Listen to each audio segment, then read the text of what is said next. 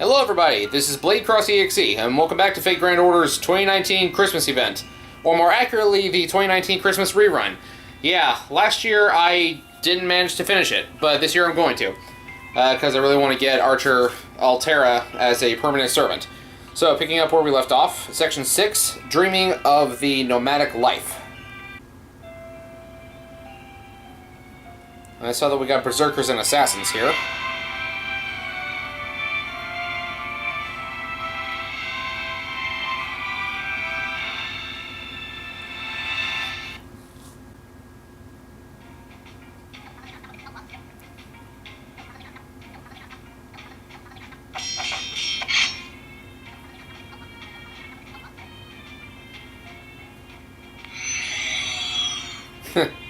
Defeated Taiga that easily, huh? Jaguar Warrior. Truly a fearsome opponent. Yeah, and a sad one. Next up, the 6th Gate. Yep, and I'm glad we've been able to hand out so many presents. Zerko's happy about it too. Bah, I'm Zerko. Bah, I'm Zerko. Alright then. I think now's a good time for the second Santa illustrated story I promised. And since we're flying to our destination, I believe I will play a flight attendant this time. Ladies and gentlemen, Flight Christmas 1, bound to the 6th Gate, should be touching down in approximately 1 hour. Please ensure that your seatbelt is fastened and that your seat backs and tray tables are in their upright and locked positions. Now, sit back, relax, and enjoy our in-flight movie. Nowadays, one can travel great distances while comfortably seated, and even be treated to a film. It's still very much better than walking. I wonder if airplanes are good civilization or not.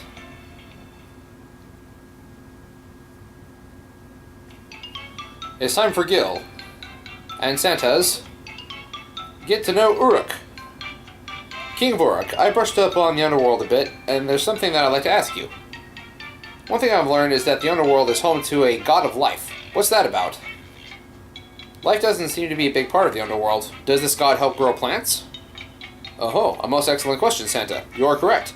There's one rather peculiar god to be found in the underworld. His name is Dumuzid. He's the god of livestock, rich in wisdom, and bereft of courage. Or but bereft of courage. Dumuzid, I've never heard that name before. Dumuzid, later known as Tammuz, became the god of death and resurrection. But before I can tell you his story, I must tell you the tale of a greedy goddess.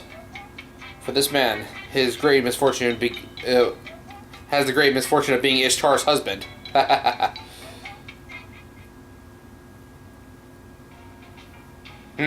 I know you need the god of shepherds, but are you sure that I'm the best choice to play him? Did you make sure to clear my portrait rights? Still, I don't mind doing it since you're paying me extra and all. So, who am I wooing this time? I'll be fine with a rich heiress just come of age. The hotter she is, the better. David, no. Then again, I guess money is more important right now, since running a proper farm is very expensive. I want to raise sheep, grow wheat, brew beer, and hold tours. I also have 10 wives, so I'll need a huge house to separate bedrooms for each wife. Yeah, I'll be honest, I'm powerless to resist the allure of wealth and fame. That's great to hear, yes. I've got wealth and gold to spare, yes. And now then, are you the fool who married me? I guess you haven't learned the difference between bravery and recklessness yet, have you? Feeling weak, strength fading. Can I go home now? She's nothing like the goddess I expected. Nothing, not to say that she isn't beautiful. I see, so Dumuzid is an idiot. Indeed, I hate to say it, but Dumuzid only became a god after acquiring authority. Before that, he was the king of Uruk. His reign came between King Lugalabanda's and mine. At any rate, Dumuzid's greatest weakness was a lust for glory. He foolishly believed that marrying Ishtar would lead to him being worshipped by more people even than her. So he didn't love her? How cruel of him. That's something only he knows for sure. But marry they did, at least on paper. As Ishtar's husband, Dumuzid gained a position amongst the gods and began whiling away his days in Uruk. Little did he know that Ishtar would shortly cause an incident that would drive everyone mad. Ishtar's descent into the underworld, the story of Ishtar's defeat at Ereshkigal's hands. After she lost her life in the underworld, the surface fell into panic. You see, Ishtar was the goddess of fertility, as she inherited her father's authority over the harvest. So with her suddenly gone, crops were bound to fall, or bound to fail. What a pain she is.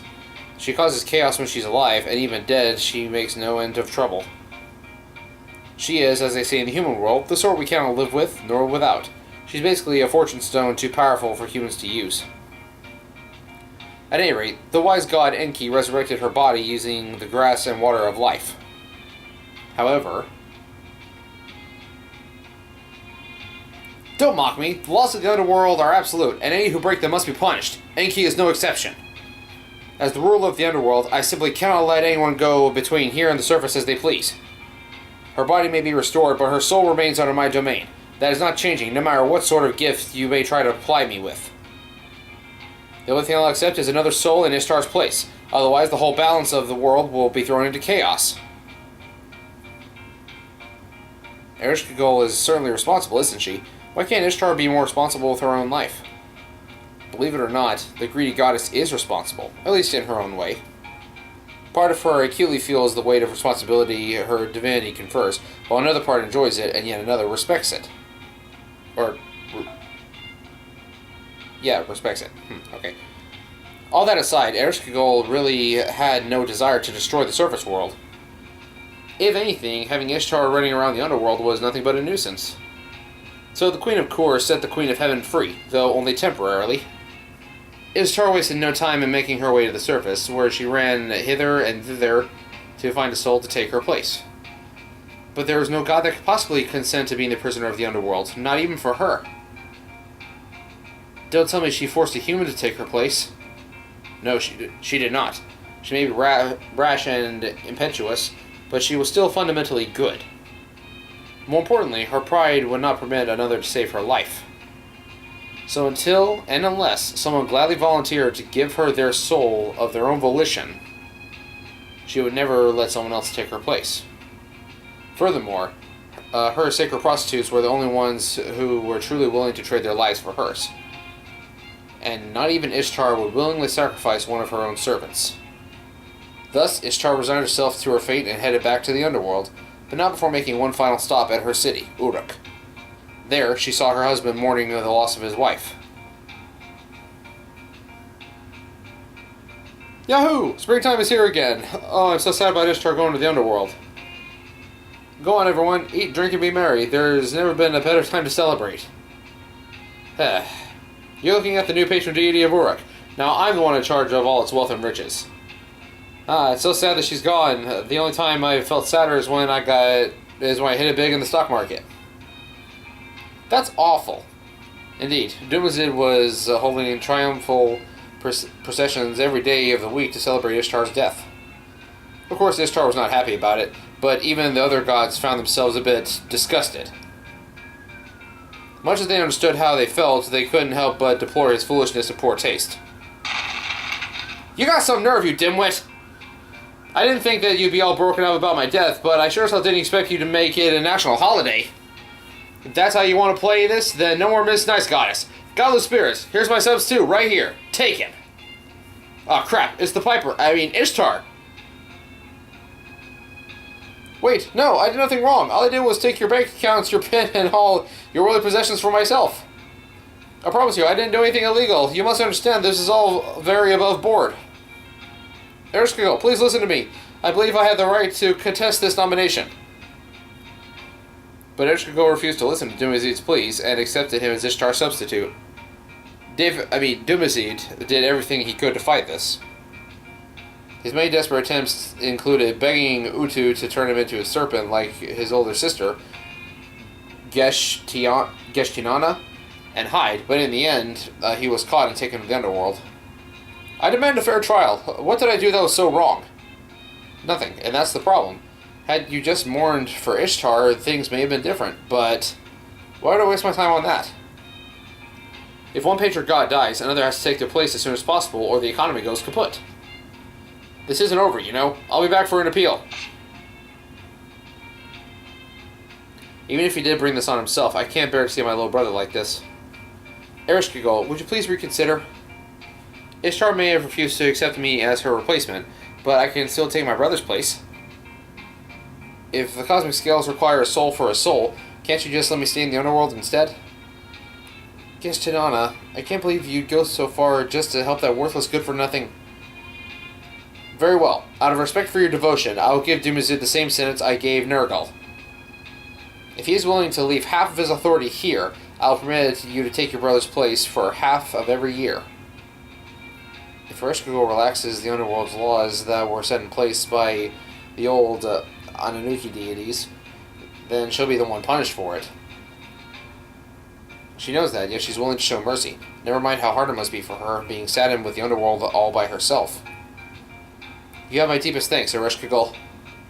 I hereby swear that I shall attend your every need during my time in the underworld. I know the grapevines don't grow here, but I'm sure I can at least bring you their scent. Keshtanana. Hey there, sorry to interrupt your moment, but I think I'm gonna bounce. I've got stuff to do on the surface, sis. Oh, and I'm gonna take this water of life with me, so in exchange, I'll leave this authority behind. It's an unbeatable power that I acquired during this whole kerfuffle. The authority over serpents and gazelles I used to transform and make my escape. How cool is that? Hey, wait! What am I supposed to do with the authority of a womanized jerk who only knows how to run away by turning into serpents and gazelles? Ah! Why couldn't he have at least left behind his authority over sheep? Thus, Dumazid returned to the surface as the god of resurrection, and was thereafter worshipped as the ruler of death and rebirth. No doubt it was the most humiliating and disastrous experience for him. King of Uruk, if there's one thing I still don't understand. Both Nergal and Dumazid returned to the surface, which means that there must be a way to get back. So why did Ereshkigal stay in the underworld? In Sumerian myth, did she truly stay in the underworld all her life without ever once going to the surface? That would basically make her a prisoner. It would be like spending an eternity inside a stone chamber. That was her role. That's the sort of person that she was. Someone had to serve as the pillar of the underworld. If she were to ever venture to the surface, the underworld as we know it would be destroyed. For better or for worse, she cared for the underworld far more than necessary. She trusted her love more than her desires. Thanks to her devotion, Uruk's underworld remained peaceful and orderly. She would never abandon her duties merely because it was that hard. That was the greatest authority she ever possessed. Do you understand, Santa? She was the only one who could manage the great feat of ruling the underworld in all its frigidity.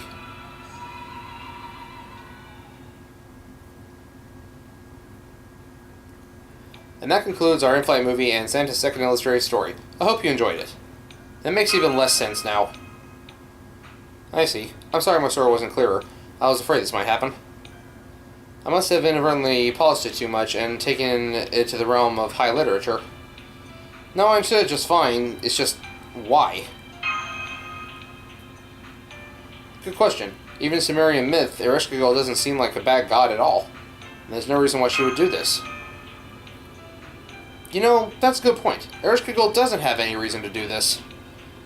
So if it's not her, then who is attacking Chaldea? Do you have any idea, Gabriel? Dumazid seems very suspicious.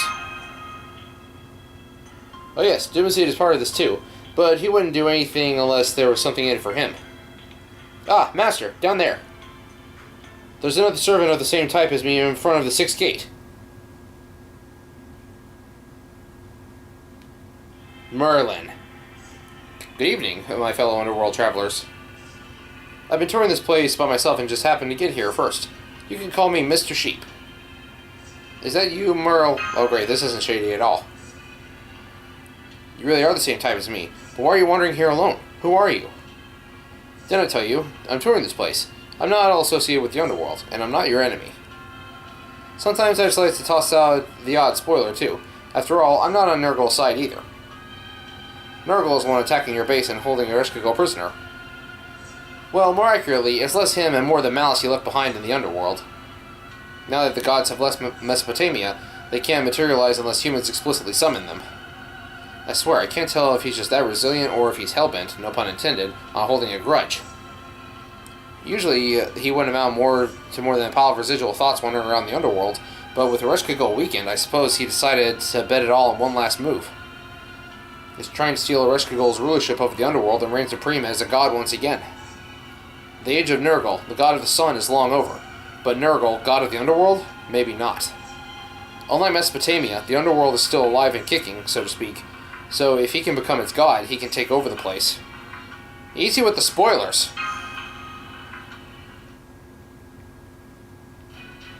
The rumbling's coming from nearby. You're not the only one here, Brother Sheep. I'm sure not. Nurgle's been hiding out somewhere, waiting to ambush you. He thought he could keep would-be intruders out by closing the underworld's gates, but you two still made it this far. It pissed Nurgle off, so then he figured he'd take you out with his trap. Too bad for him. I wasn't going to let him end the story with, on such a grimdark note.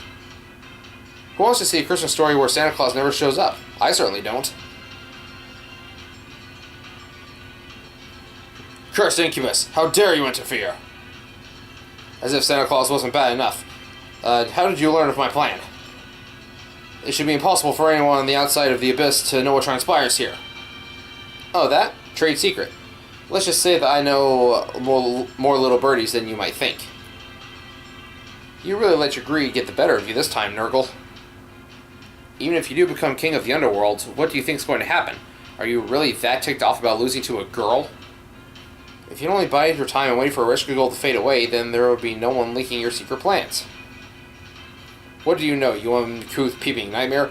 Let us see how much you can chatter after I've killed you and your little friends. Whoops, it seems like I've gone and poked the bear. It looks like we're just going to have to fight. Very well, Santa. You too, Master of Chaldea, my old friend.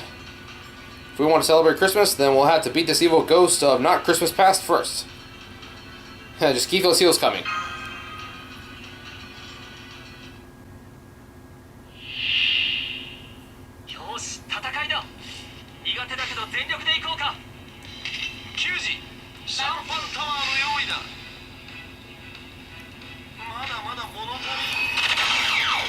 Yeah, I have Caster Gill's summer outfit from the Surveyfest this year.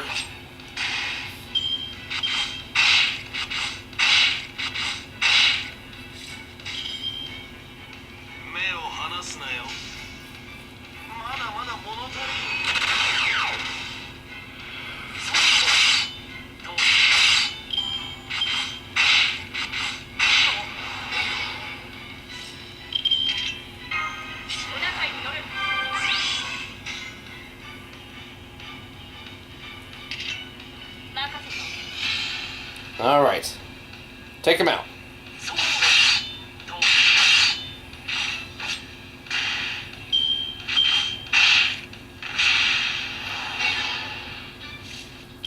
You need to knock it off with the MP loss.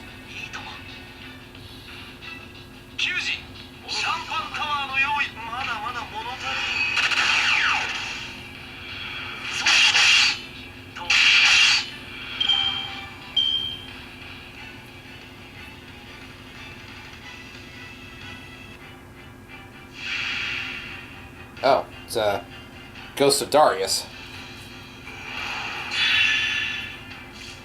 Well, that's not very good.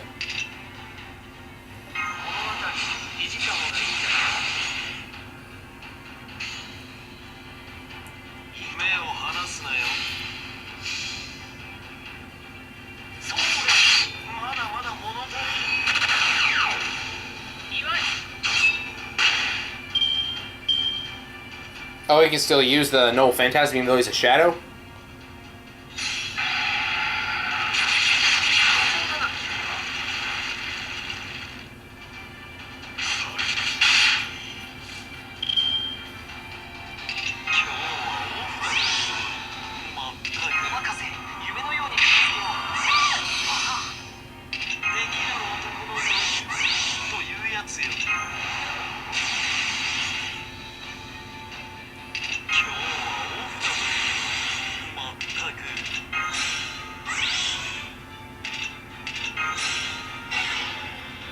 Alright, here we go.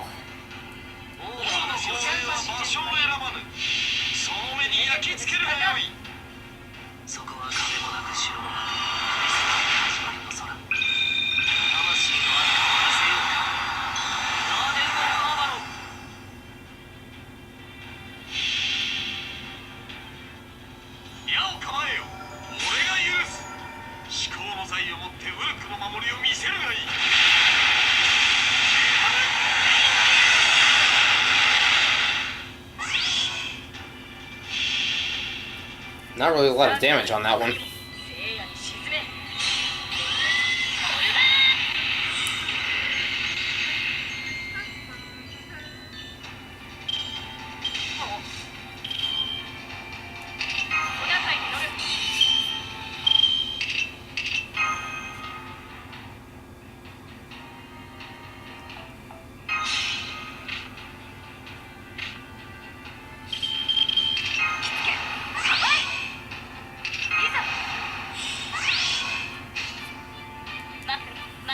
Alright, that should be enough to finish him off.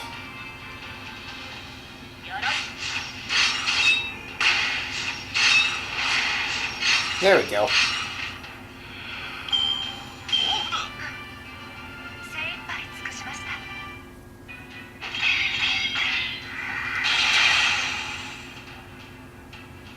Ah! I was so close! That's another dead ring wraith. Phew, glad that's over with, eh? You were pretty tough out there. Oh, and I should apologize for writing him off as just a residual evil thought.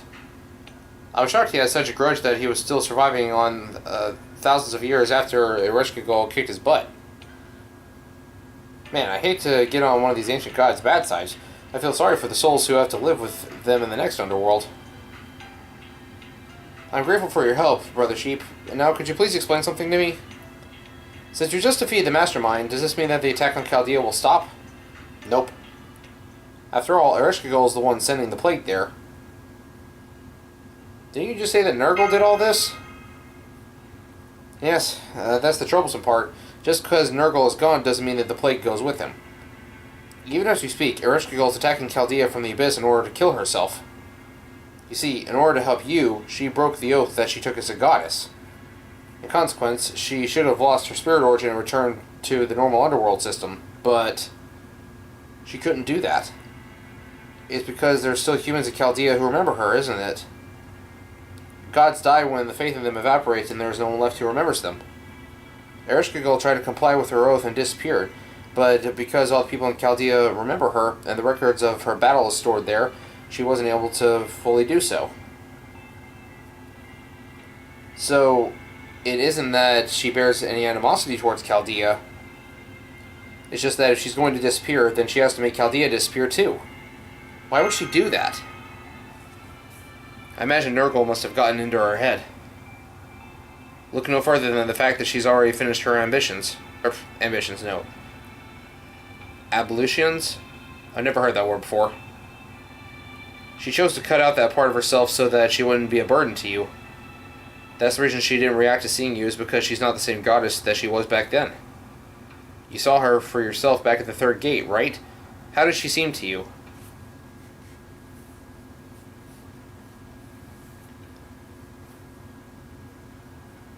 So that's why she doesn't know about Chaldea. And now that she's not under the influence of a human avatar, she's a cold-blooded queen of Kur that the myths made her out to be. The problem is that Ereshkigal never much liked her true self-sense of responsibility. After she got rid of her memories of what happened back then, and returned to being the same goddess she was before, she couldn't stand the thought of letting herself off the hook by just forgetting about you. Now that Ereshkigal knows about the outside world, her heart is shaking the foundations of the underworld. Ereshkigal decided that leaving the underworld in that state was too dangerous, and so too she thought was this version of herself. So she tried to erase her own existence and leave Nurgle in charge. As we speak, she's bathing in the pure water of the abyss in an attempt to dissolve herself. She thinks that the best way for her to take responsibility, or she thinks that's the best way for her to take responsibility. I swear. Depressing enough for you? Then again, I should have realized that by breaking the goddess's oath, it could have ended up this way. If only she had disappeared on her own, and then spared the rest of us all this trouble. You haven't changed a bit, Mr. Sheep. You bet. You know me. I'm always 2 steps ahead.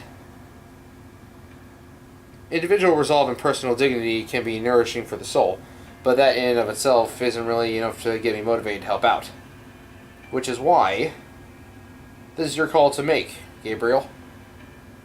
You want to save Chaldea, you'll have to defeat the Queen of Kur. But if you let Ereshkigal disappear, you'll be playing right into Nurgle's hands, and I really don't think you want him ruling the underworld in her place. Souls would suffer and disappear, the air would go stagnant, maggots, flies, and decay would spread everywhere. In the end, the whole underworld would be nothing more than a graveyard. But if we don't beat her, Chaldea is finished. Come on, Master. Ereshkigal is waiting for us in the Abyss. I have presents to deliver, and you have to save Chaldea. That's why we've come this far. Right you are. Besides, just getting into the Abyss will be 80% of your battle. Don't worry your little head over it too much. Oh, and as for this gate's lock? Pardon me. Hey, get your hands off me. Here we go. This ought to take care of things.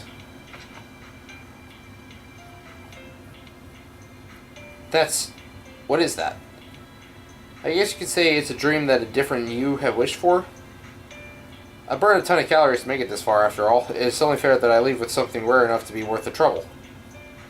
Don't worry, I'm not going to eat it. I'm setting aside that it's not really to my taste. It's not even from this universe. Rest assured that I'll take good care of it, at least until your wish and you manage to find another one. Manage to find one another. Ugh.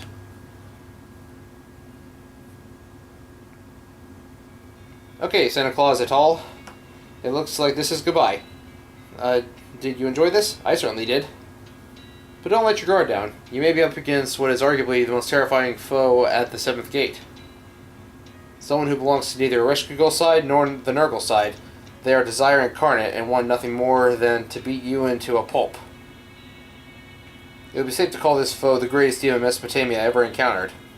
Be ready to make this leap, and to be disappointed. The greatest demon. Could it be one of the pillars of the underworld? Desire, demon... Ah, my head. Haha. Now that I've fanned the flames, I think I'll take my leave. Farewell, Gabriel of Chaldea.